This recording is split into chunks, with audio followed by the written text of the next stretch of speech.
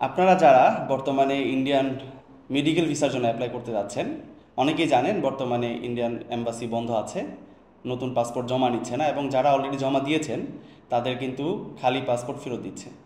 তো যেহেতু এখন একটি দেশের অবস্থান বর্তমানে বিভিন্নভাবেই চলতেছে, এই সময় আসলে ভিসা পাওয়ার সম্ভাবনা খুবই কম।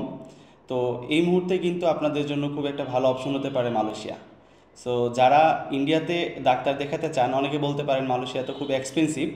সেক্ষেত্রে কিন্তু বলতে হয় যে মালয়েশিয়া কিন্তু আপনি যদি ইন্ডিয়ার সাথে সার্জারি বা যে কোনো চিকিৎসা যদি করতে চান, সেক্ষেত্রে কিন্তু কম্পারেটিভলি আপনার মালয়েশিয়ার কস্ট খুবই কম এবং সেবাও খুব ভালো।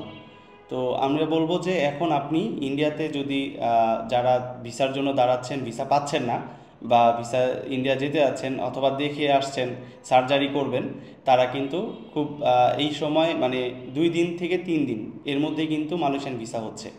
সো আপনি চাইলে মালয়েশিয়া মেডিকেল ভিসা নিয়ে মালয়েশিয়াতে দেখাতে যেতে পারেন। ধন্যবাদ।